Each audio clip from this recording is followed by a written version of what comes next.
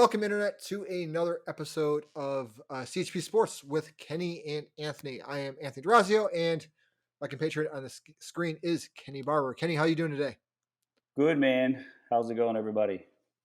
Hopefully, they're answering well. So, Yeah, hope we're if doing you've good. tuned in to some earlier episodes and you're back for this episode, thanks for tuning back in. Thanks for giving us your time, and hopefully, we can entertain you a little bit with what was a pretty eventful week in sports. We were just talking, off air about what we discussed, and there was a lot to cover. So, Kenny, let's start with. Well, I'll let you pick the topic. What do you want to start with today? There's a lot to choose from. Well, I did remember the other thing I wanted to talk about, but if we could probably start with basketball, just since it's probably the biggest thing out there right now, right? The NBA playoffs, some crazy games, crazy performances this week, and some key injuries, and the returning champs are gone. Right, they're out of the playoffs, and yeah, it was pretty rough to watch them in that They last were they game. were I feel like it terrible. was Yeah. So we're talking about the they were Lakers, getting obviously, and they looked. They were yeah. playing the Phoenix Suns, and they got demolished in a winner go home, and it was not pretty Yeah, at all. and they were down 30 at one point. I mean, the Lakers did come back at the end, uh, maybe due to just complacency at some point by the Suns, but they were so on fire in the beginning of the game. It was unbelievable. Like we mentioned, Devin Booker and our pregame talk here just went off. He had like 47 points or something. Yeah, 20 something in the first quarter. Yeah, it's It was like, just insane performance by him. And yeah, Chris Paul, he was a little beat up and still made some really big shots at the end and kind of carried them at the end when Booker kind of was getting hammered with defense, and they kind of based their whole defense around him towards the end because he was just not missing any shots. yeah, But yeah, Chris Paul, wily veteran there, had some key plays at the end. Even with he's got a hurt shoulder, I think, but he's yeah. He's still. got some injury. Yeah, so that was interesting. Like I said, LeBron just didn't look like himself, and he was playing the facilitator role in a time where he was going to have to score 40 plus for him to win. I thought, um, so it was just he wasn't a he still doesn't look 100%. I know I mentioned that he still looks like that ankle's bothering him. So it is what it is. Yeah, Yeah, no, I'd agree. In that type of game, especially with Anthony Davis out, obviously they put him in, and I mean, I guess we could talk about that. Like, was yeah, even trying to play Davis in that game a smart decision? I know they got a lot of flack afterwards. yeah. I mean, again, the competitor in me is like, I probably would have done the same thing, right? I would have went out injured and tried to play, and if that was his doing, or he was like, I'm playing, good on him for trying to compete. Um, it could have been the last game of the year going into it, right? So if maybe we don't know the injury, is it something he can make worse, or is it something that is kind of hit its peak as far as how bad the injury can get? That's the kind of stuff you got to consider with those kind of injuries. Yeah, Can it get any worse? Yes or no? If it's no, then hey, we'll shoot you up and get you out there and see how it feels. But obviously, you could tell immediately he was maybe 50% at that point. The play he went out on, Booker just drove right by him and he sidestepped and tried to gather and recover, and that was it. You could tell he was just done. So, yeah. With it being a groin, I was, I guess, not surprised that he tried to go or give it a go. I was more surprised that he looked so bad so quickly. yeah, And what I mean yeah, by that is like with a groin. I mean, usually if you have a groin, like like you do like one lateral step, and if you can go on that groin or not, right? That's usually all you have to do is like, all right, nope, yeah, I'm done. There's no way I'm not gonna be able to guard anyone. Or you go and you go, actually, it's not as bad, as long as I can't go like full four straight ahead or something, which would be rare for a groin. But so I guess to me that was the biggest surprise. It wasn't so much that he got an okay to go, because again, we don't know his injury. I'm not going to try and sit here and play doctor on the internet without knowing what tests they did. yeah. To me it was And with the more groin, like like, he didn't look good from the go ahead, go. sorry. So from that perspective, like I No, don't know how you sit there and go, yeah, we should start this guy when at tip off he didn't look right. So yeah. With the groin, I feel like that's the first injury every year I would get in football season, right? To get a groin injury. for whatever reason, I feel like half the team would always pull their groin the first week of football practice. I don't know if it's wearing thigh pads or whatever the cause was, but it just happened a lot, and it's an annoying injury, right? And it can cause a little bit of not startling pain, but you can get some pretty sharp pains from that injury. But seeing, like you said, seeing him right away, you could tell like almost immediately that it was not comfortable for him, and especially with as many unguarded type movements you're going to see in basketball. If you can control your movement, but when you're covering somebody, you don't know where they're going to go, so it's quick shifts, unguarded type movements, Yeah. and that's what you saw immediately. He was done it. And I don't. Do you watch the after show with Barkley? And he was like, "Why is Oh, he out yeah, on the they field?" were all Yeah, over the Lakers for it. yeah, they were going crazy. Um, but on the other side, if he didn't play, it would have been he's soft or he's this or he's that. It's the last game of the year potentially toughen up. But again, you don't know the extent of the injury. And I'm not playing doctor, like you said. Maybe it's something where they thought, he could get through it, or maybe the athlete isn't always the honest one either. No, That's no. maybe Oh yeah, I'm saying, yeah, fine, I'm guys. I'm I'm fine, fine. yeah, I'm fine, and can make it look good in warmups. You don't know what happened, right? If he's controlling how he's moving in warmups, maybe he looked okay, and maybe it didn't look so bad. But as soon as he got into that, the game situation is just it's faster. It's totally different. It's going to be seeing guys. When you're defending guys, it's totally different. When you're on offense, yeah, you can look good. You know which way you're going. You can control that. Yeah. So yeah, and in a game with so many cuts and stops and lateral movement, and it showed pretty quickly. So, but yeah, and what an interesting series, right? The Lakers ended up being the 7th seed because of their injuries, right?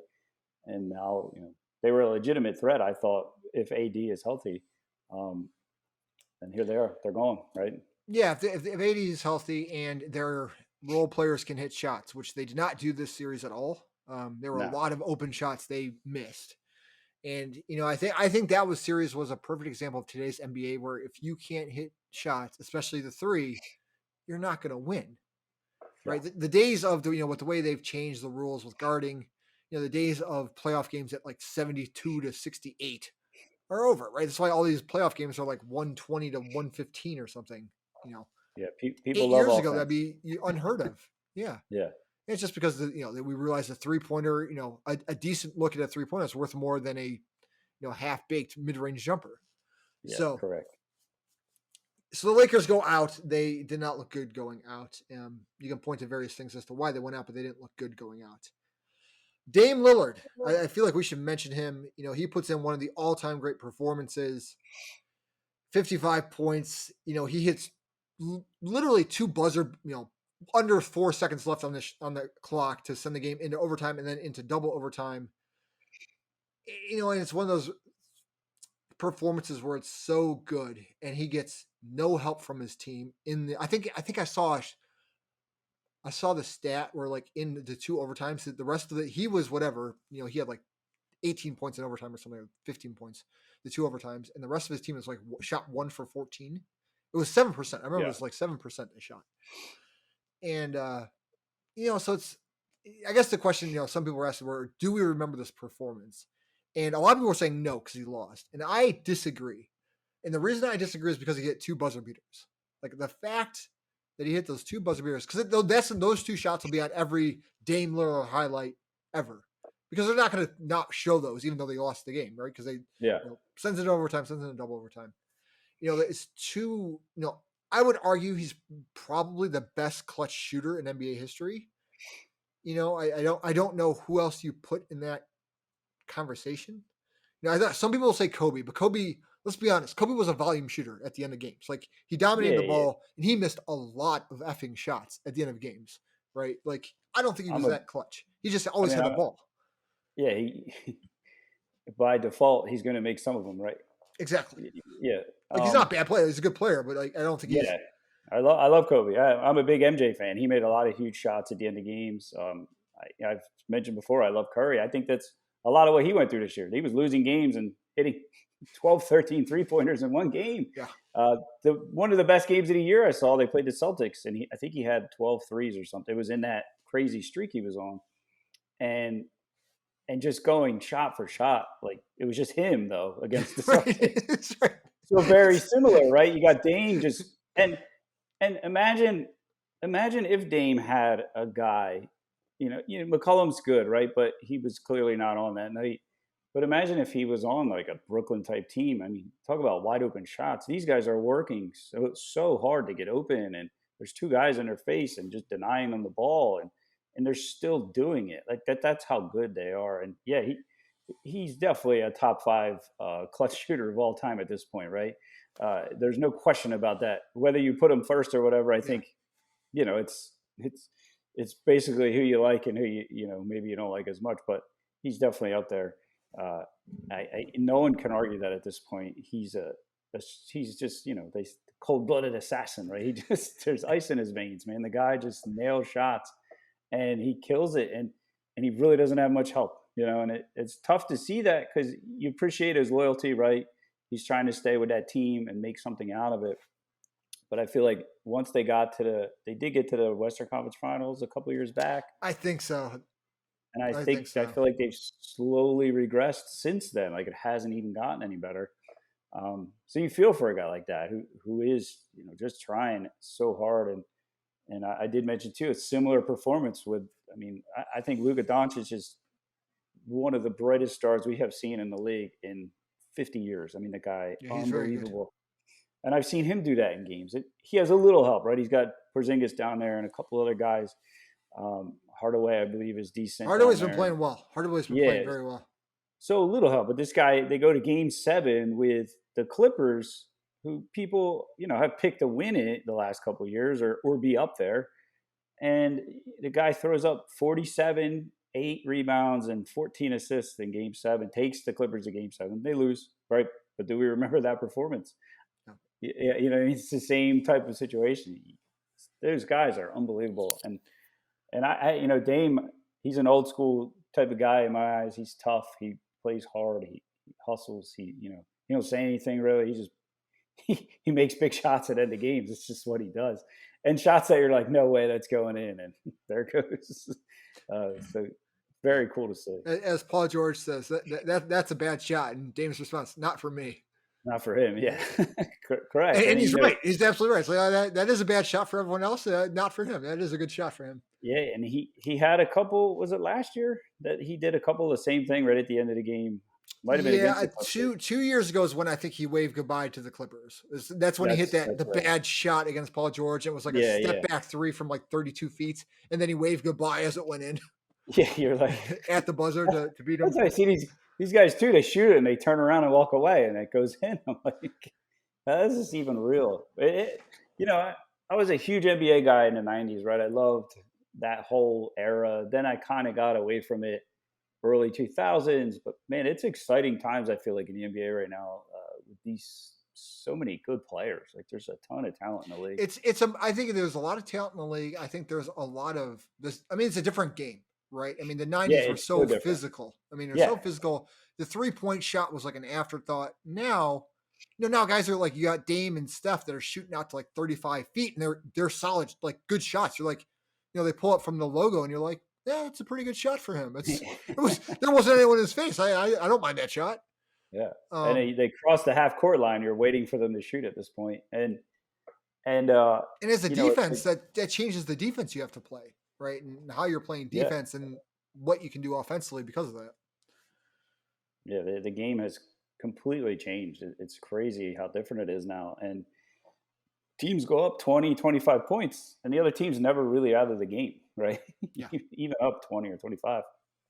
Team gets hot, hits 5 or 6 threes, and they're right back in it, just like that. So it is coming back to crazy finish, I think. Coming back to Dame, do you think should he stay in Portland, or should he try and get out of there? Your opinion. I mean, it's a great question. Yeah, I mean, I feel like his management hasn't showed him anything different, right? Nothing. Yeah, I mean, he's got it. I was just going to say he's going to be early 30s. He's in his prime. He's in it right now. This is the time, to get that shot to go to the finals. But it's like they've shown nothing but bringing in lesser talent, I think. They've only gotten worse. They're out in the first round again this year. They had a tough first round matchup. Uh, you know, eh, Man, I think if the opportunity presented itself, I think he should highly consider it, right? Or maybe if they can bring someone there, but I don't know who you get at this point. Who do you get? And I Um, mean, I think like the guys in the NBA, TNT NBA post show, were saying like who wants to come to Portland, right? It's not a big market; it's a small market. Um, so I think that's part of the problem, and I think that's what a lot of people think is it's hard to get people to go to Portland. yeah, So from and Dame's perspective, if you look at who won the last 10 years, it's either LeBron, KD, Curry, you know those type of one of these three guys was on the team at some point, right? yeah, So that's what you got to kind of think of. Who are you going with? Who are you matching up with? Where are you going? What's the market like? I mean, the guy clearly is one of the best five guys in the league, right? Uh, but it just still shows you the team matters in the end. Could they bring in enough help pieces? I don't know. Like, but again, who are you getting to come to Portland? yeah. When do you have to Yeah, give up from what you have, right? yeah, Because you're probably gonna have to give up McCollum, right? Or absolutely. or Nursic or whatever the guy's name is, their big guy. Yeah, one of those couple guys. Carmelo at this point is expendable. He can Yeah, he score can go. still, but defensively maybe not as strong as we'd like him to be. Um, so it's an interesting question, but I think opportunity presents itself. If I was him, I would go somewheres, but I appreciate his loyalty and trying to make it work there. Yeah, But I wouldn't think he was taking the easy way out if he did leave. Right, the no, guy's put in his time for sure. yeah. Yeah. Any other NBA stuff we want to mention? I'm trying to think of. So we Just mentioned the Clippers won the series, Yeah, and the Sixers won, Hawks won. Uh, Bede was hurt. Who knows what's going to happen with him? Um, and we mentioned earlier offline. So Joel Embiid, he's not healthy, right? The always guy hurt. talks. See, it seems like he talks a lot and is only healthy about 60% of the time. Yeah, and when he's I mean, he's healthy, good when he's healthy. It yeah, seems like. top five guy in the league, right? He's in MVP talk, puts up huge numbers, right? 30, 35 a game, 10, 15 rebounds. I mean, the guy is obviously valuable. And they're tough to beat when he is on, right? They're He's very a tough. weird matchup. In this today's game, he's a very weird matchup, right? There's not a lot of guys like that right now.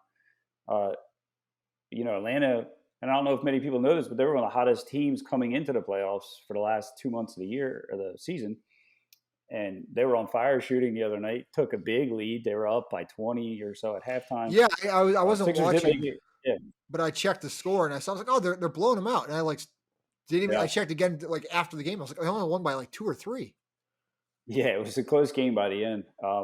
So we'll see. It should be an interesting series. But again, it's like Atlanta relies on that hot shooting. Um, so can they keep that up? We'll see. And the Sixers can slow it down and hit mid range and dump it into Embiid and play that little different game that way.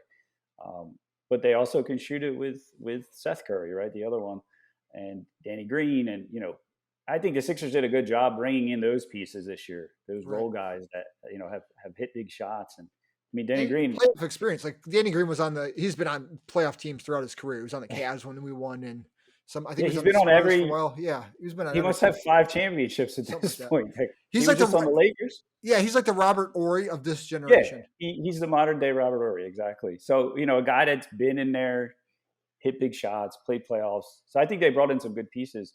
But man, their health is just without Embiid. I don't know if they have a chance. And I guess he had a small meniscus tear this time.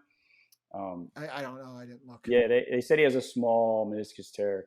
But the play, what happened is he fell on his butt. I thought he hurt his butt, right? He fell hard on his backside. Um, but then it turned out it was his knee. So Huh. yeah, I mean, you hope he can. Again, in the grand scheme of things, I watched a kid wrestle with a torn ACL and win a national title this year. So you hope he can tough it through. It is a meniscus tear, a slight meniscus tear, but you don't want to see guys blow their knees out, right? So, No. But if he can play, right, it's a kind of similar situation with AD, right? If they can play, but AD was clearly not ready for that at all. Yeah. But Embiid seemed to be better. He had a decent game, so should be interesting for the playoffs. So All right. Changing gears, Simone Biles wins the national championships for seventh time she's won it. I believe that's a record. I can't believe it's not a record. In dominating fashion. If there is a video on YouTube that I believe USA Gymnastics put up, I watched it yesterday because yesterday's when she won, Sunday, the 6th of June, and she's just phenomenal. She jumps high, she bounces higher, she does more flips, more rotations than everyone else on everything. You yeah, know, it's almost not fair at this point. yeah, it's. I mean, And it's the it's it's at the point where if you watch her, I watch her at least, and I don't really want to watch any of the other yeah, gymnasts.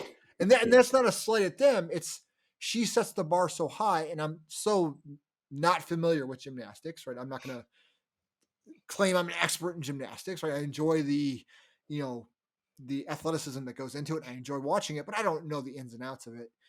So, I watch her, and that becomes my standard. I'm like, all right, does everyone do this? And then obviously the answer is not, right? Not no, everyone can do what she is doing out there. So I would recommend people, if you can, if you only have like 30 seconds, watch her opening tumbling pass, and she ends it. The skill she does at the end is called the Biles because she's the only like female that has ever done it or something. I don't know, but it's named after her. And she gets so much height on this skill and does so many rotations. It it's the closest I think a human being can come to like a CGI video game, right? Where you'd be like, that's not even real. Like it's that's not real. someone just CGI some CGI character spinning and jumping that high, and it's just absurd how good she is. Yeah. I think too, like I was looking at, you said she won 7 titles total, right? And I I'm believe like so. looking at the years, and it was like 2 years, and then she skipped one, and I'm like, did she lose or just not participate in those years? So I can't see her how she would have lost to anybody. It must have been just she didn't do Yeah, it, I think she or just didn't participate. Because I know yeah, I think because it was like there was like 1 or 2 years where she like took off. 2019, 18. Yeah, it must have been that because she's that good where it's like no one's beating her in the U.S., let alone nobody's. I don't even think close in the world at this point. No, no. Uh, what a cool time to see that, right? Yeah, Other it is generations worth haven't seen watching anything like that video because it's just her performances and all the events, and it's 13 minutes long. It's well worth the 13 minutes of your life to watch. I mean, she does yeah, one move, where she's on the balance beam and she's like, got kind of like in that superhero pose. I'm sure there's a name for it, where she's got like one leg bent and the other leg's like straight out to the side, and then she spins. She doesn't spin once; she spins 3 times in a row, and like ends up perfectly back in the same spot. I'm like, okay, if I tried to like spin, I would fall off immediately. Like I wouldn't even get like a quarter rotation; I would just immediately yeah, fall off. And she did 3 spins, like just like she didn't like stop. She just did 3 in a row, and then put her foot down and stop. Like it's crazy. That seems like relatively simple move, and I'm like, it's like clearly very difficult because I don't see anyone else doing it. So think about that too, right? Think about how many hours she's trained in her life, and you said you just watched a 13-minute video of her entire performance, right? Of all the events, right? So just think of the margin of error for there, right? All that practice and time, yeah, and everything takes 13 minutes. It's kind of yeah, like and not even ice. because that 13 minutes includes like her like kind of walking up to these events. Walking. Yeah, yeah, Yeah, and then like finishing, and they're like showing her reaction with the coaches and like yeah, walking off the event. Right. So there's some like downtime embedded in that video. So it's probably like 8 or 9 minutes of actual like competition. yeah. Reminds you like ice skating, right? Where they practice and then their performance is 90 a song. seconds. Yeah. Yeah, it's a song basically. Yeah. So and to be that good and that precise and that athletic, it's just unreal. I mean, yeah, kudos to her. Just incredible performance and just something we've never seen before. I don't think. I mean, Yeah. most will Absolutely. say she's the best. She's the best ever. Yo, You know, easily. Easily. and like so, I asked before, where do you go from here? What's coming in 20 years? Who I don't knows? know. I don't know. Yeah. All right. What else? Golf drama. We had Yeah. golf drama here in Columbus, Ohio, actually, because it was the Memorial Tournament here in Columbus. Um, so I guess the leader of the tournament after 3 rounds, John Rahm, R-A-H-M. I don't know how to say his last name. Yeah, something like Apologies that. to him if he's watching or you're a fan of his and I'm messing up his name. But he was leading by quite a few. I believe he was up by like 4 or 5 strokes. I think it was quite a bit. And so it seemed like kind of a just go out and par things on your fourth round and you cruise to an easy victory. He had been all right. I want to make sure I phrase things correctly. He was tested positive for COVID. He was being tested because he had been labeled as a close contact of someone that had contracted COVID. Um, and they figured that out on like Thursday or Friday. And then he was testing negative. And they said that like the only reason he was being tested was that if you're not fully vaccinated, you go into this testing protocol if you're a close contact. If you were vaccinated, you would only be tested if you started to show symptoms of having COVID. So because he was not, that wasn't the case for him. It's obvious that he was not fully vaccinated. And so because he ends up testing positive for COVID, he gets pulled from the tournament, loses, obviously not going to win anything at this point because he's out of the tournament. So I believe the purse was like $1.2 million for the winner. I think it was like over $1 million for the winner. So quite a big payday lost. What are your thoughts? I didn't watch it. You said it seemed like you sort of watched at least I parts just of it, some saw like highlights. I just saw a video when they were taking them off, and I was just confused about what was happening. Like I was very like, what is going on here? And yeah, at first you're like, man, this stinks. Like first I was like, why are they testing people? Like because then I'm like, but because with golf, right? It's just outside. It's you can basically play by yourself with your caddy, um, and you might have one person playing with your group or whatever it may be. Right. Um, so to me, I'm like, oh, they could probably just stay away from each other and still play, right, and be safe and do all that kind of things. But I didn't understand that part of it, like you're talking about now. With he had been in contact with somebody. So at first you're like, this is nuts. What is happening, right? And then you hear all the things that were going on, and he was being tested because he was in close contact, and then he had COVID, and it just a wild kind of scene for golf, right? You're used to everything being very formal, and they're on the course, and he's like ready to, I'm sure he was mad, right? He's still a competitor. He's winning. He's loses out on a lot of money. Um, but like you said, if you're vaccinated, you don't really have to worry about that side of things. Yeah, Um, he would have been fine if he was vaccinated. He would never yeah, been wouldn't tested at been all, and tested or he, nothing he like that. probably he wouldn't have gotten COVID, right? So Yeah, maybe he doesn't even get it. So just yeah, wild scene there, and just like something you didn't really think about, especially for a sport like golf, right? Again, where they're it's not like basketball where they're literally hanging all over each other, or football where they're tackling each other. I was like, what is happening here? But then I didn't know the whole story at first. But then after seeing the video and all the stuff that came after, it was pretty crazy.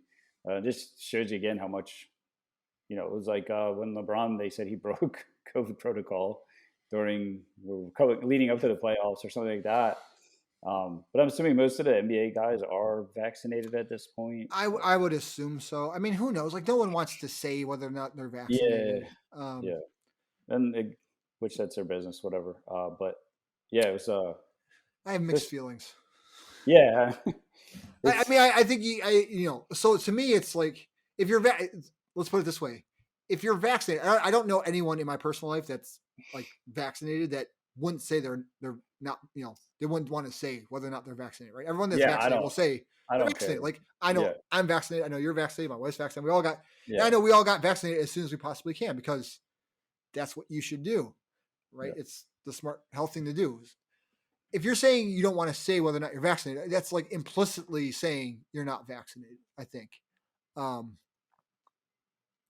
so maybe obviously maybe it's different if you're a global superstar or something, but at the same time, yeah. Maybe I think you're also, I think at that point you have a chance to be socially I shouldn't say responsible, but you could do a lot of social good, I think, by saying, hey, yeah, I'm vaccinated. I think this is the right health decision. I'm listening to the scientists. The vaccine's safe.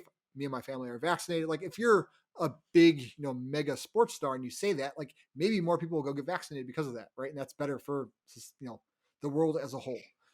Rather yeah. than like My saying thing not would going to be say. if I was an athlete, like in that setting, the potential of losing money would be a very good motivator for me.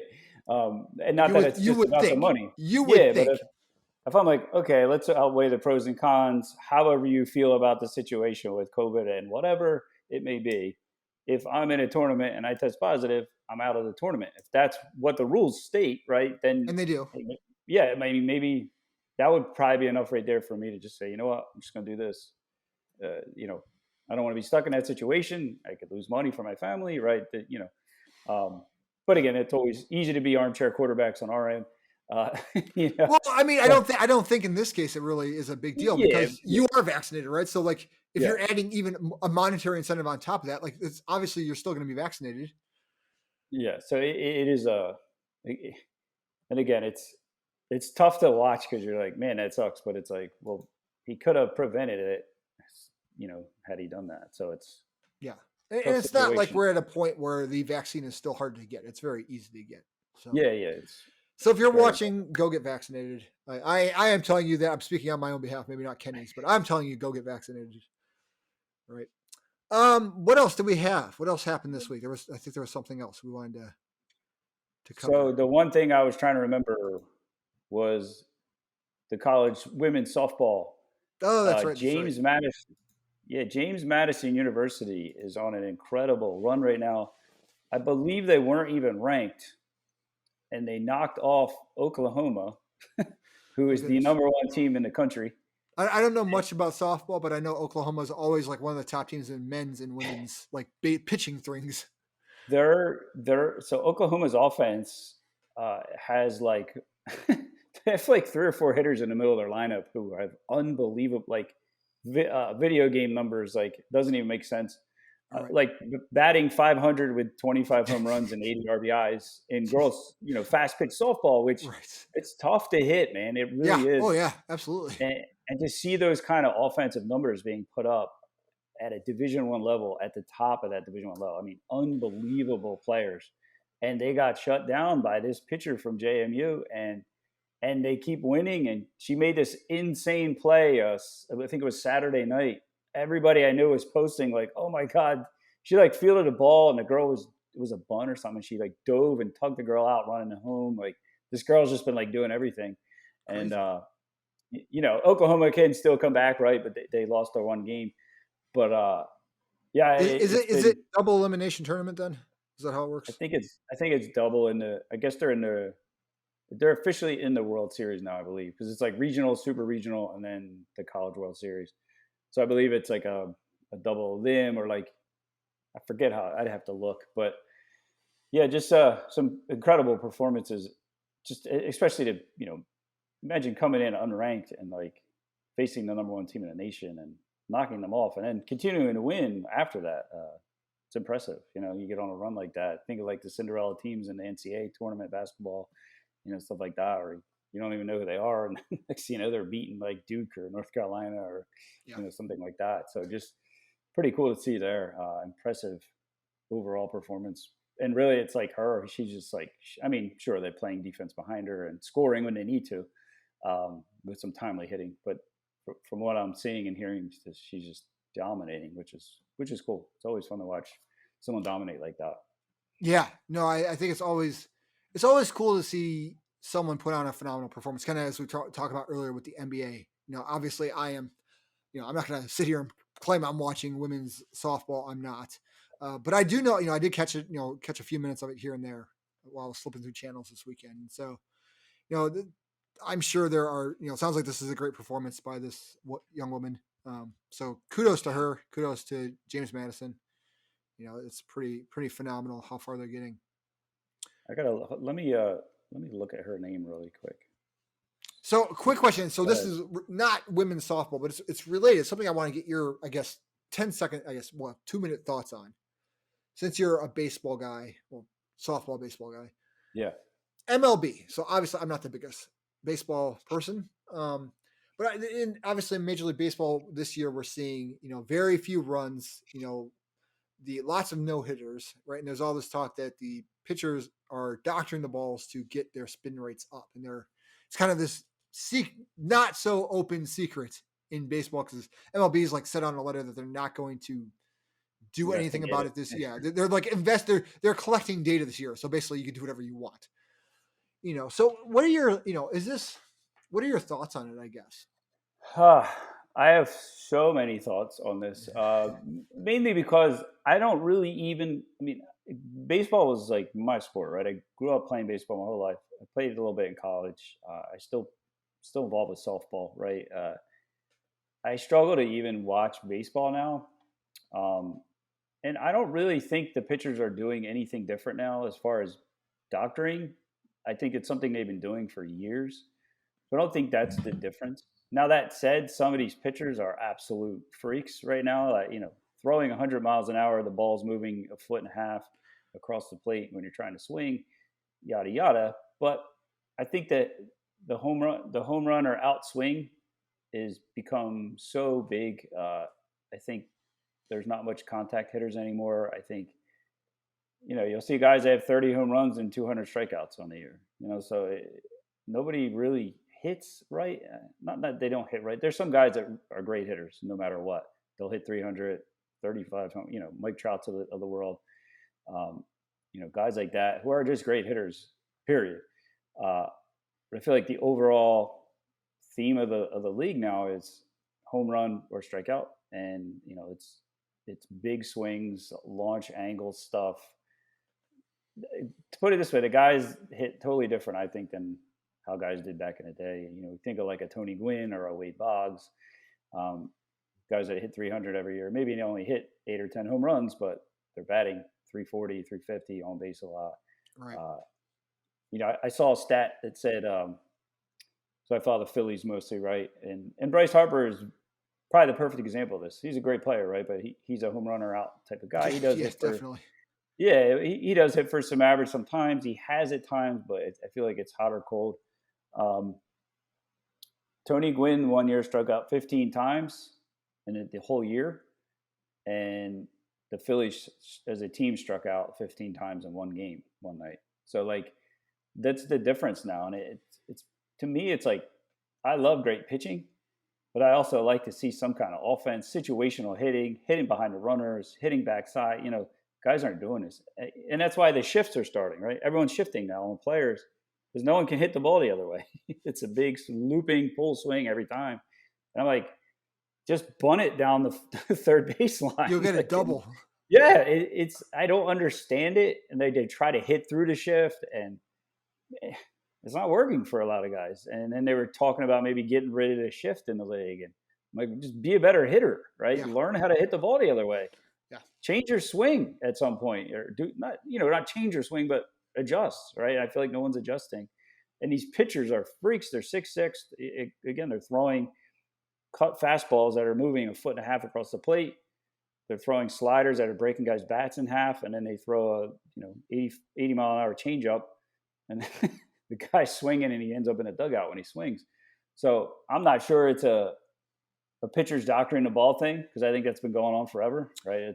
It seems like, so based on what John Boy Media, who does a lot of baseball coverage, and Rich Eisen have talked about it. They actually talked about a lot, and there does seem to be, there was sort of like mixtures that guys have used forever for grip. Yeah. The issue now is that they're using different stuff, and that's to increase spin rate, right? So it's not just grip; it's trying to actively increase spin rate, and we know that increased spin rate, makes the ball harder to hit. And I mean, you see things like Trevor Bauer. I saw some chart with Trevor Bauer, and where it was like number of fastballs were like above like a per year above like a certain number of RPMs, and it was like 0, 0, 0. Then it was like 8. 12, 62, like 99, like the last year. Right. And so it's like, okay, a guy this far into his career doesn't magically come up with more spin, just by changing some mechanics. Like the mechanics at this point, as a proven very good starter in the league, don't just magically change. Right. And he's someone that's been pretty outspoken that there are guys are doing stuff, and he's like, I could change, up my spin rate 500 RPMs in literally one day if I wanted to. Implying that there are these substances you can use. So, I think there's the pitchers are certainly doing stuff. I think there's, as a hitter, I think it's hard for hitters to say stuff because the guy in your locker room that you're sitting next to, the pitcher is probably doing it. Doing the same thing. Yeah, so you can't, you gotta be like, well, do I say something and piss off my own teammates? No, I agree with you on the shift stuff. Like, I've never understood, like, they should ban the shift. Like, just they're leaving half the field open. Like, as a hitter, hit it the other way. Like, it's not. I Right. don't understand that. Like, as the And defense should it, be allowed to cover that. The amount of space is somewhat set. Obviously, outfields differ because baseball doesn't have a set dimensions, series of no, dimensions. no. But like relatively, each ballpark is relatively the same size, so the defense has to cover that amount of space. Right? How they choose to do so should not be regulated. Like if they want to put all their defenders right between first and second base on that line, like they should be allowed to do that. Like it's stupid, but like Yeah. should be allowed to do it. Um, And you look, know, like you said, maybe they are using different stuff now, but I think that falls a little bit on the umpires too. If you think a ball is moving more than it should naturally be moving, check the ball. That there's something on it, and whatever it may be. Uh, do you start calling out guys? I don't know. Like you said, maybe your own team's doing the same thing, and Yeah, I would say if you're listening to this and you want to learn more, listen to John Boy Media. He just put out something this past week, and then he was just on Rich Eisen's show. I actually watched it like right before we started recording. And him and Rich Eisen were discussing it. So that was in the last couple of days.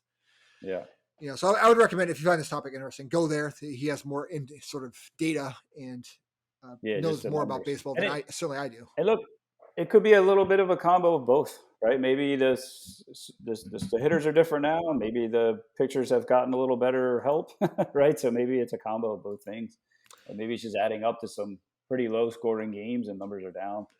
Um, yeah, it could be Well, that. and the other thing, and they mentioned this in the Rich Eisen discussion with John Boy Media, is that the ball is they deflate not deflated, but they softened the ball this year to Yeah, like yeah, de-juice it, I guess, yeah, because they thought I don't know the hitters were hitting too well, so people didn't want to see offense.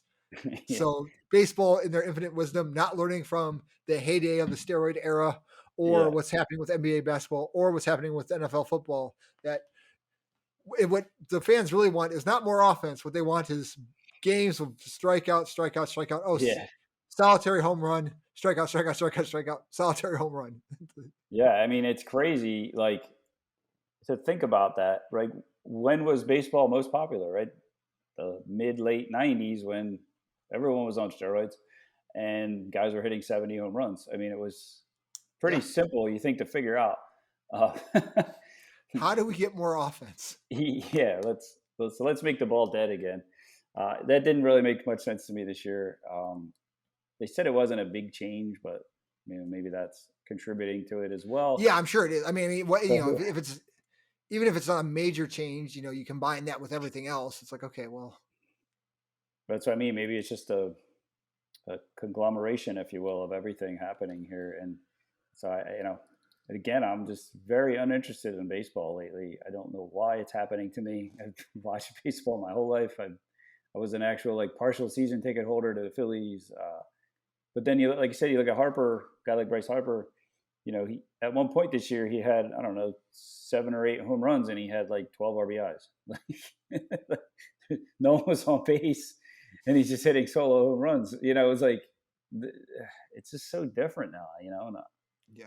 I don't know. You miss those rally innings where guys are hitting singles and gaps and backside, and then maybe somebody hits a home run. Well, it's like I think that to me, I guess this is my perspective on baseball. The perfect difference in how it's changed is, Ricky Henderson has, Yeah, obviously the all-time leading total in stolen bases per year, obviously for career and per year. And I think his 1 year total, like his best ever was like 130 stolen bases. Now it's like if you steal 30, you're like an on-base threat. yeah. It used No to be one's like, ever going to talk about unbreakable records. I mean, yeah, no one's going after that. I don't think anyone touches that ever. No, Like no. unless things change in the next 50 years, you know what I mean? Like I don't see how that could ever happen. It just doesn't make any sense at this point, right? It doesn't even Yeah. make sense to the game right now. Like it doesn't make sense at all. But that's a great example. Like a guy like him. I mean, first of all, you got to get on base, right? and then you got to be fast and I once be able to steal the bases. I once saw a game. This was an Indians game. This had to be early '90s, and the other team. I don't know who we were playing, but the other team pitched a no hitter against us that did not count as a no hitter because we were home. We won because the guy they didn't have to. We didn't have to bat in the ninth inning because we won. We had more runs after they batted the ninth, so we didn't have to bat the bottom of the ninth.